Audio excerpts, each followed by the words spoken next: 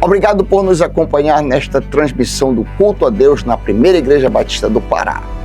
Somos uma igreja que expõe a palavra de Deus e cremos que a Bíblia é inerrante, infalível e suficiente para nos tornar mais parecidos com Jesus. Queremos te encorajar a estar conosco em nossos cultos presenciais aos domingos, às quartas e aos sábados. Assim, poderemos celebrar juntos o Deus vivo e aprendermos mais as verdades de sua palavra. Se você tomou alguma decisão, entre em contato conosco através do nosso site e das redes sociais. Queremos orar por você e ajudá-lo na sua caminhada com Cristo. Que Deus te abençoe copiosamente em nome de Jesus. Amém. Texto sagrado nesta manhã. Ótimo. Vamos continuar considerando o livro do Apocalipse. Última vez que trabalhamos o capítulo 6, vamos olhar agora ao capítulo 7. Capítulo 7 de Apocalipse, nós vamos ler de 1 a 8. Eu leio a partir da ARA, você acompanha na sua tradução que está aberta aí no teu colo. Depois disto vi 4 anjos em pé nos 4 cantos da terra, conservando seguros os 4 ventos da terra, para que nenhum vento soprasse sobre a terra, nem sobre o mar, nem sobre árvore alguma. Vi outro anjo que subia do nascente do sol, tendo selo do Deus vivo, e clamou em grande voz aos 4 anjos, aqueles aos quais fora dado fazer dano à terra e o mar, dizendo: não danifiqueis nem a terra, nem o mar, nem as árvores, até selarmos em suas frontes os servos do nosso Deus. Então ouvi o número dos que foram selados. Era de 144.000 de todas as tribos dos filhos de Israel, judeus. Da tribo de Judá foram selados 12.000.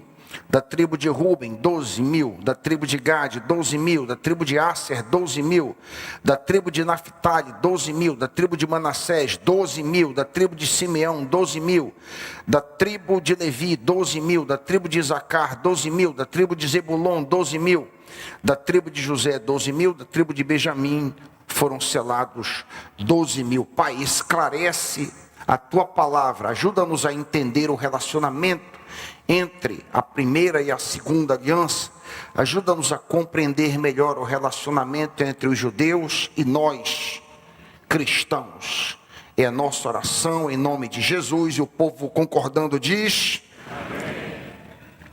A primeira coisa que nós lemos e que nos chama a atenção é a abertura de uma outra cena no capítulo 7, versículo 1, que está na sua Bíblia. Depois disso, é a mesma palavra que abre uma outra cena no 4:1.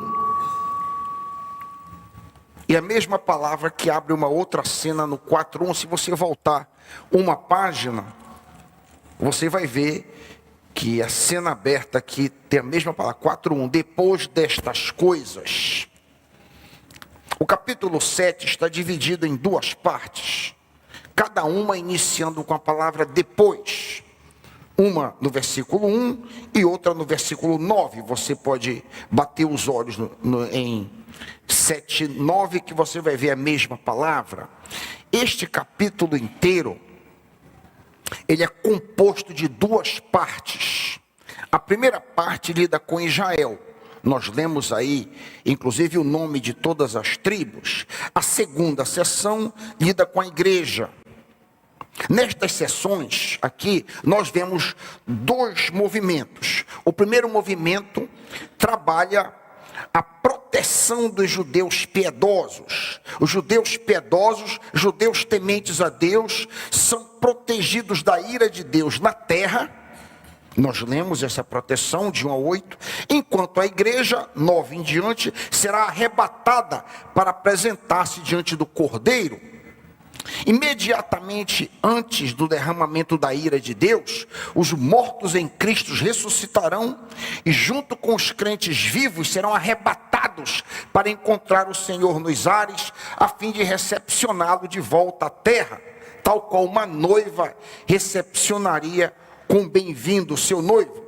Segue-se então um breve tempo da ira de Deus sobre a terra, tempo este em que Deus protegerá os judeus listados conforme nós lemos. Em Israel haverá um remanescente de judeus piedosos que não são cristãos. É isso mesmo. Assim como Natanael, na época de Jesus, não era obviamente um cristão, mas ele era um homem piedoso, um homem temente a Deus, como Maria era uma mulher temente a Deus. Haverá em Israel pessoas tementes a Deus, mas que não aceitaram Jesus como Messias, e haverá uma proteção sobre essas pessoas. No verso 2, Apocalipse 7:2, lemos que um anjo vem selar esses israelitas.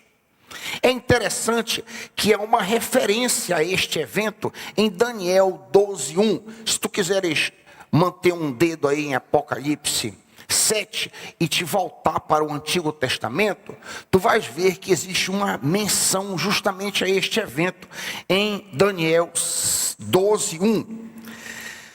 Lemos acerca desse anjo que há de proteger. Naquela ocasião, Miguel, o grande príncipe que protege o seu povo, se levantará.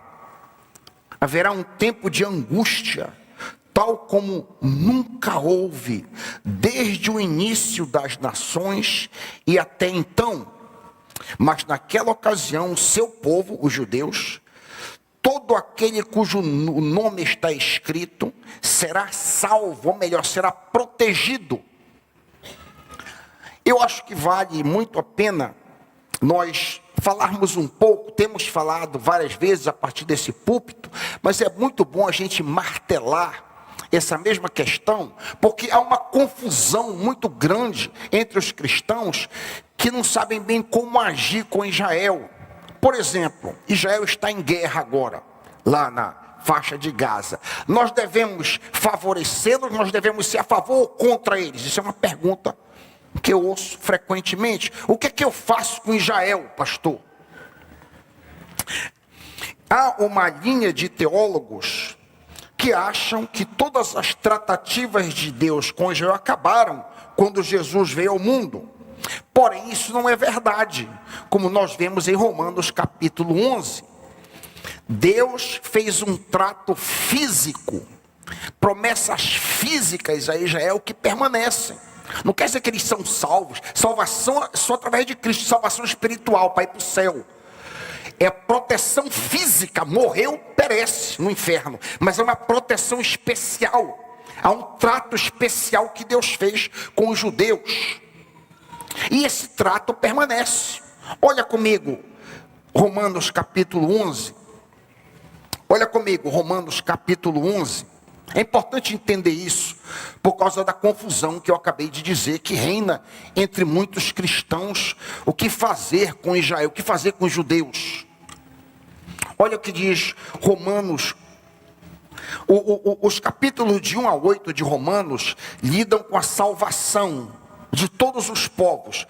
Os capítulos 9, 10 e 11 lidam especificamente com Israel. E olha o que está escrito em 11:1. Marca isso aí na tua Bíblia. Pergunto, diz Paulo, acaso Deus rejeitou o seu povo? Acaso Deus rejeitou os judeus? Ele está perguntando. Acaso Deus rejeitou os israelitas? Olha a resposta dele. De maneira nenhuma. De maneira nenhuma. O que Deus prometeu para os judeus, que foi proteção física, bem-estar físico, vitória sobre guerra, fama, etc., permanece. Isso é claro, meus irmãos. Para os irmãos, é preciso compreender, ter isso claramente. Senão você assim, primeiro você, mas eles estão salvos? Não. Se não aceitar a Cristo como Salvador, perecerão como qualquer povo, qualquer pessoa do mundo. Na volta de Cristo, no arrebatamento e ressurreição, haverá um remanescente de judeus piedosos, homens que de fato temem a Deus, na multidão dos judeus vivos. Se esses judeus piedosos tivessem aceitado a Cristo, eles seriam parte da igreja onde não há distinção étnica, onde judeu e gentio, aspas, têm acesso ao Pai em o mesmo Espírito, fecha aspas, Efésios 2,18. O problema desse remanescente piedoso, desse remanescente que teme a Deus, é que não reconheceu a Jesus como Messias, e por isso são deixados na terra.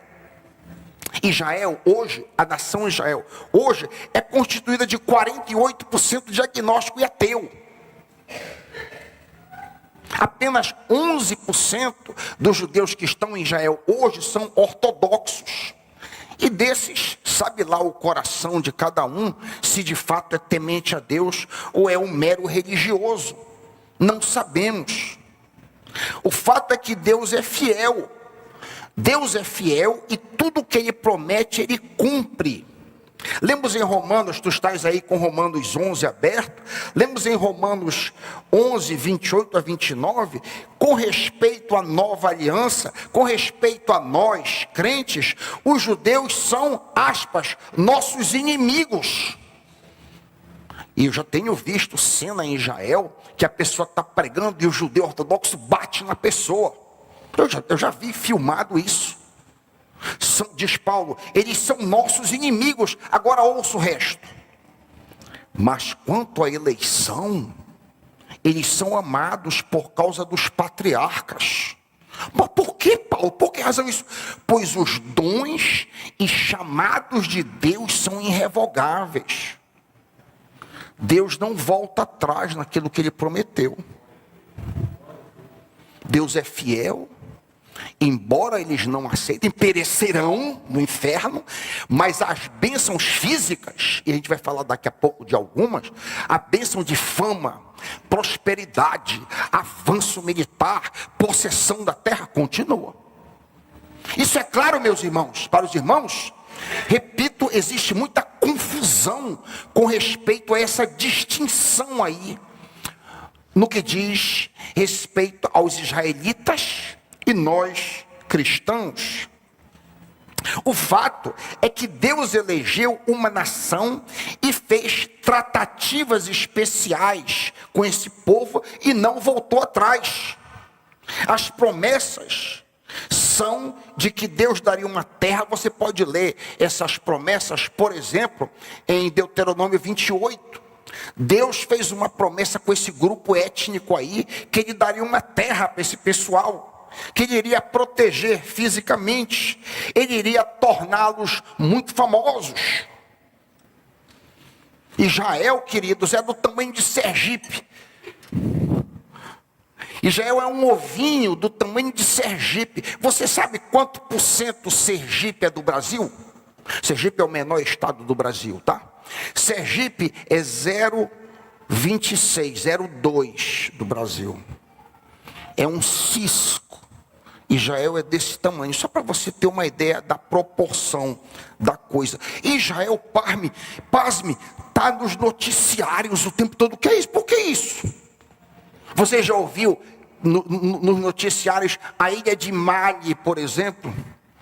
Ou as nações de uma forma geral, muitas das vezes nações muito maiores, quase que 10, 20 vezes maior, como a Arábia Saudita, por exemplo. Você vê isso no noticiário? Semanalmente tem notícia da fama de Israel, dos feitos do Mossad, a melhor polícia secreta do mundo. Por que isso? Porque as promessas físicas a Israel permanecem. Logo da abertura, volta comigo para Apocalipse, capítulo 4. Lemos sobre, aspas, 4 anjos de pé nos 4 cantos da terra. Apocalipse 7:1. Os 4 cantos da terra se referem ao norte, sul, leste, oeste, de onde Deus traz de volta os judeus. Isso se cumpriu e continua a se cumprir desde o nascimento da nação Israel em 1947. Por que Deus trata assim diferente esse grupo de gente? Por que Deus não trata o japonês Ou por que Deus não trata o árabe? Ou por que Deus não trata, sei lá, o chinês? O que Ele quer? Ele quer. Fala-se muito em livre-arbítrio humano. Pouco se fala de livre-arbítrio divino. Deus tem uma vontade, pode fazer a vontade dele? Claro que sim. Veja, a terra e sua plenitude pertence ao Senhor. 1 Coríntios 10, 26. Do Senhor é a terra e tudo que nela existe.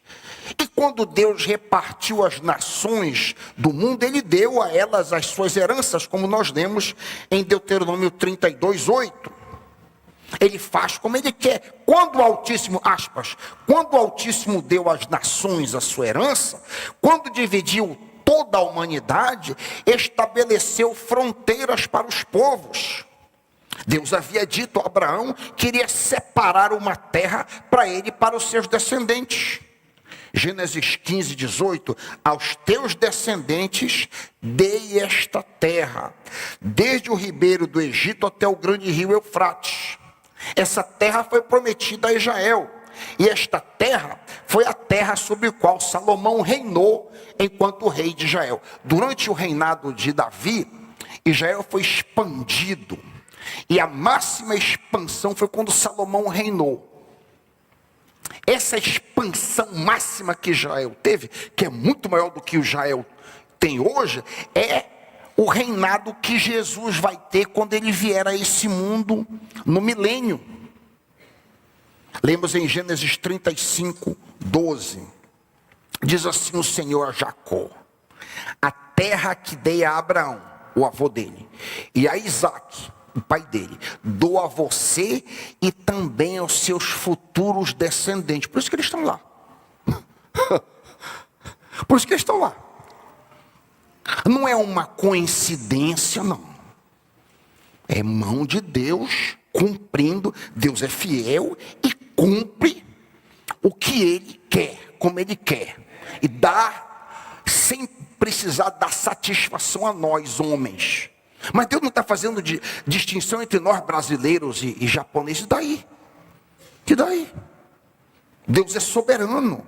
Mas pastor Raik, por que houve tanta destruição? Por que os judeus sofreram tanto? Lemos, por exemplo, em Marcos 11, um episódio que nós tratamos neste púlpito, um momento em que Jesus se aproximou de uma figueira. E lembrem que a figueira sempre aponta para Israel, o símbolo de Israel, como a videira é o símbolo da igreja. Lemos em Marcos 11 que Jesus se aproximou de uma figueira procurando fruto, mas tudo que achou foram folhas. Marcos 11, 14 a 20. Então Jesus amaldiçoou a figueira. Nós vimos aqui quando pregamos esse texto que aquilo foi um ato parabólico. Foi um ato que visava comunicar uma mensagem. Jesus disse: ninguém mais coma do teu fruto. No dia seguinte que Jesus disse isso, os discípulos notaram que a figueira havia secado. Essa ação parabólica de Jesus deve ser interpretada da seguinte maneira: Jesus veio para os seus, para os judeus, procurando frutos para a glória de Deus, mas tudo que ele achou foram folhas de religiosidade, sem frutos. Então ele amaldiçoou a figueira, amaldiçoou Israel. Porém a nação não secou imediatamente. Foram necessários 40 anos até que os romanos vieram e fizeram de fato que a figueira secasse completamente. Por sinal, quando Cristo completou seu ministério nesse mundo, ao sair do templo, ele disse o seguinte: ouça, isso está em Mateus 23. Jerusalém, Jerusalém, você que mata os profetas e apedreja os que lhes são enviados. Quantas vezes eu, Jesus, eu estou inserindo, quis reunir os seus filhos como galinha reúne os seus pintinhos debaixo de suas asas, mas vocês não quiseram. E qual é a consequência disso? Eis que a casa de vocês, a nação ficará deserta, vai ser desolada. Israel, a figueira, como disse, foi amaldiçoada. A liderança judaica foi endurecida. O povão, os judeus disseram: caia sobre nós o seu sangue. Que coisa terrível. Caia sobre nós o sangue inocente do Senhor Jesus. O pedido blasfemo e assassino dos judeus a respeito do sangue de Jesus tem sido cumprido à risca no curso de 2000 anos.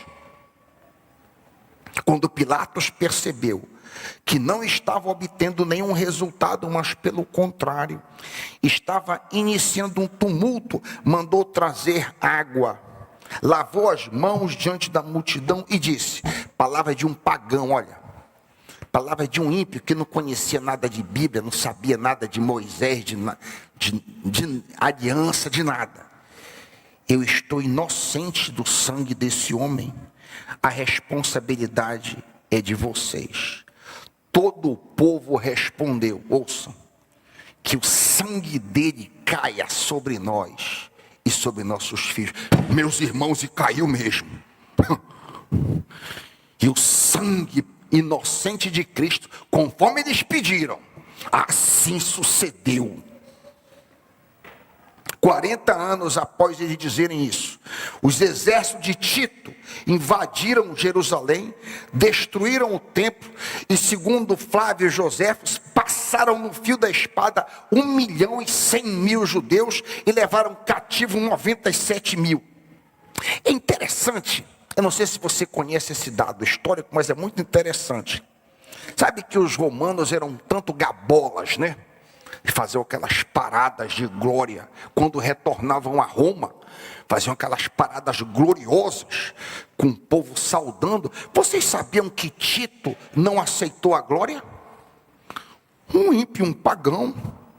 Tito não aceitou o louro da vitória, alegando que ele tinha sido apenas um agente da ira de Deus.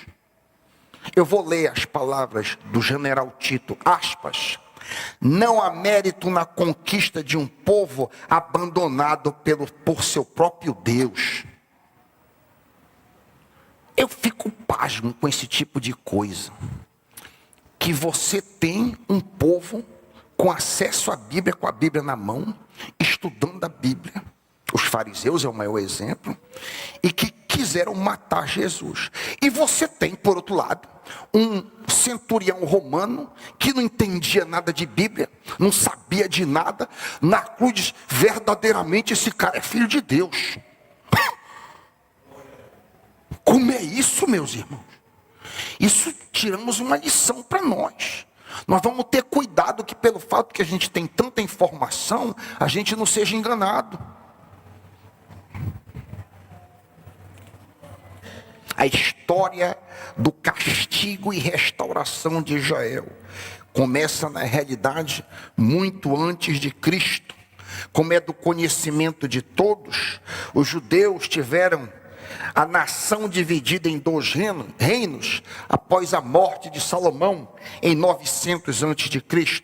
Ao norte ficou Israel, também chamada de Efraim como um todo, foi levada cativa pelos assírios em 722 a.C. Ao sul, Judá foi levada cativa pelos babilônios em 586, mas retornou à terra, como Jeremias havia profetizado. Na época do retorno, o templo foi reconstruído e o culto sacrificial restaurado.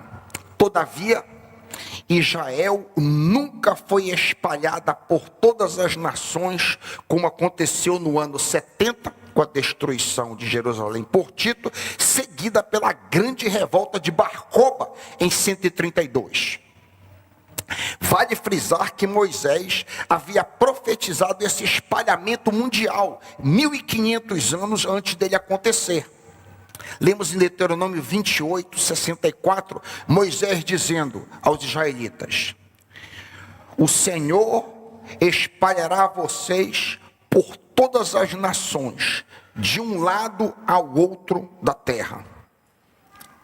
Esta horrenda punição só aconteceu após a rejeição do Messias, o Cristo, que eles crucificaram. Contudo, Moisés profetizou um reagrupamento mundial. Embora os israelitas estivessem morando nas localidades mais distantes do planeta, o Senhor seu Deus lhes trará restauração e terá compaixão de vocês, e os reunirá novamente de todas as nações por onde os tiver espalhado. Mesmo que vocês tenham sido levados para a terra mais distante, debaixo do céu, de lá o Senhor os reunirá e os trará de volta. Ele os trará para a terra de seus antepassados, e vocês tomarão posse dela. Ele fará com que vocês sejam mais prósperos e mais numerosos do que os seus antepassados. Este reagrupamento mundial aconteceu no século XX. Em 1948, o Estado judeu renasceu, pois Deus é fiel, conforme Moisés profetizou 3.400 anos antes. Deus cumpre suas promessas e é fiel. A figueira começa a rebrotar. Israel reagrupada literalmente dos 4 cantos do globo. Eu não tenho tempo para mostrar episódios de Israel mandando buscar jatos, tirando de Omã, de vários países. Coisa tremenda aconteceu. E este segundo reagrupamento não foi apenas profetizado por Moisés. Isaías profetizou a respeito deste segundo reagrupamento. Isaías 11, o profeta Ezequiel profetizou. Não temos tempo para ler isso tudo aqui. Jeremias profetizou um grande reagrupamento da nação. É interessante que Isaías, por exemplo, ele fala sobre um segundo reagrupamento. O Senhor estenderá o seu braço pela segunda vez. Então não foi o primeiro reagrupamento. Não foi o primeiro reagrupamento. É o segundo. É o que está acontecendo. É o que está acontecendo diante dos nossos olhos de 1948 para cá. E a permanência de Israel na terra é definitiva. Amós 9,15. Isso aqui, Amós, mostra também que não foi o primeiro, porque o primeiro não foi definitivo. Em 70 foram expulsos de novo. Amós disse: plantarei Israel em sua própria terra para nunca mais ser desarraigada. Terra que eu lhe dei, diz o Senhor. Então, se Israel vai ter o apoio dos Estados Unidos ou não, se Israel vai ter o apoio da França ou não, como teve aqui nesses mísseis, se Israel vai ter o apoio desse ou daquele país, não interessa. Não vai arrancar Israel da terra, porque o Senhor prometeu. Não vai tirar de lá. Veja, tudo que eu estou dizendo aqui é promessa física, tá? É promessa física, não tem nada a ver com ir para o céu, de ser salvo, nada a ver com isso. Deus prometeu promessas materiais a Israel e as cumpre, as cumpriu.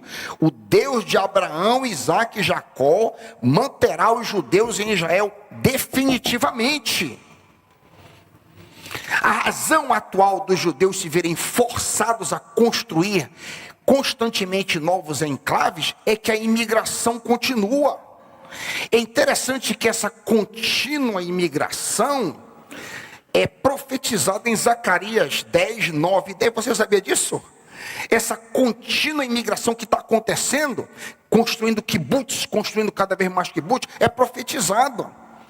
Zacarias 10, 9 e 10. Embora eu os espalhe por entre os povos de terra distante, eles se lembrarão de mim, criarão seus filhos e voltarão. Eu os farei retornar. Eu os levarei para a terra de Gileade do Líbano. E mesmo assim, não haverá espaço suficiente para eles. Não haverá espaço suficiente para eles. A Bíblia é atual, ultra relevante e confiável. Temos assistido nos séculos 20 e 21 o cumprimento de promessas feitas aos descendentes dos patriarcas 3.000 anos atrás. E algo extraordinário é que durante 19 séculos, mais ou menos 1.900 anos, o povo espalhado por todo canto, manteve a cultura. Que milagre! Que milagre! Como é possível isso? O meu avô, o meu bisavô veio para cá, na segunda geração perdeu. A minha tia Nora já não sabia mais inglês, vários dos meus tios perdeu. E você pode pegar qualquer grupo, você pode levar um grupo de brasileiros aqui, sei lá, para a Suíça, e na segunda, terceira geração, ninguém mais fala português, está todo mundo falando alemão, perde. E eles passaram 1900 anos, espalhados por todo canto, e mantiveram. Como é possível isso? Que milagre, um milagre a olhos vistos, mantendo a cultura, mantendo a língua, mantendo as tradições, concordando com ela ou não, não interessa, manteve isso, a mão de Deus sobre o povo judeu de forma inequívoca. Por quê? Porque Deus é fiel, cumpre aquilo que Ele promete. E aqui, em Apocalipse 7, que nós lemos, Deus protege o seu povo no dia da ira. Esse número aqui, 144 mil, que nós lemos aí, 144 mil judeus, é um número simbólico. Apocalipse, eu estou de volta, Apocalipse 7. Esse é um número simbólico, é um remanescente simbólico de pessoas piedosas, tal qual Simeão. Lembram de Simeão, que era um homem piedoso? E disse, os meus olhos viram o Messias. Assim também vai haver, tem lá hoje, homens piedosos, homens que temem ao Senhor, embora não creiam em Cristo. Quando a ira de Deus for derramada sobre a terra, que a igreja tiver subido, Deus vai proteger esse grupo, como eu disse. E qual é a lição? Qual é a lição que eu tiro? Qual é a aplicação prática disso tudo para mim? Deus é fiel e mantém a sua palavra. Deus é fiel e mantém as suas promessas. E quantas promessas há para mim e para você, povo da nova aliança? Da mesma maneira como Deus manteve as promessas da antiga aliança, no caso promessas físicas, materiais, Deus tem promessas espirituais, que o autor de Hebreus diz que são promessas superiores à promessa física. Por exemplo, Jesus prometeu descanso para a alma. Você está cansado, você está sobrecarregado, você está triste. Jesus prometeu descanso para a tua alma. Venham a mim todos os que estão cansados e sobrecarregados, eu lhes darei descanso. Jesus prometeu 2: presença e direção. Jesus prometeu presença e direção. Eis que estou convosco todos os dias. Aleluia. Se você é um crente, há uma promessa para você, a companhia permanente do Senhor. Eu não estou com você apenas no domingo, não. É domingo, não. Eu estou contigo todos os dias, até a consumação dos séculos. Eu já recitei N vezes essa promessa, amo muito que ela está na cozinha da minha casa, com relação a presença e direção. Hebreus 13, família Jansen me deu. Hebreus 13, 5 e 6. De maneira nenhuma te deixarei, nunca, jamais te abandonarei. Por isso eu posso ter confiança. O Senhor é meu ajudador, não temerei. Que promessa gloriosa. Que promessa gloriosa, presença e direção. Terceiro, promessa do Senhor. Jesus promete paz com Deus. Uma das maiores necessidades do ser humano é ter paz com Deus. Quando o ser humano ainda não encontrou paz com Deus, ele está inquieto. Santo Agostinho diz, os nossos corações estão inquietos, até encontrarem repouso em ti. E é uma promessa, de justificados, pois mediante a fé, temos paz com Deus, por meio do Senhor Jesus Cristo. As promessas são muitas, promessa de perdão e purificação de pecado. Essa promessa aqui, meus irmãos, eu tenho lançado mão quase que semanalmente aqui no meu gabinete pastoral. E é interessante, isso me deixa preocupado. Como é que os crentes leem essa promessa, lê e não entendem essa promessa? A promessa lá, 1 João 1,9. Se confessarmos os nossos pecados, Ele é fiel e justo para perdoar e o que mais? para purificar. Eu recebo pessoas frequentemente, crentes atormentados, atordoados. Eu digo, meu irmão, lê isso aqui para mim. Você não foi apenas perdoado, você foi purificado. Você é uma noiva, você é uma virgem santa. Você fez um aborto, você fez isso, você matou, você desonrou seu pai. Acabou, você foi purificado. Promessa do Senhor para você.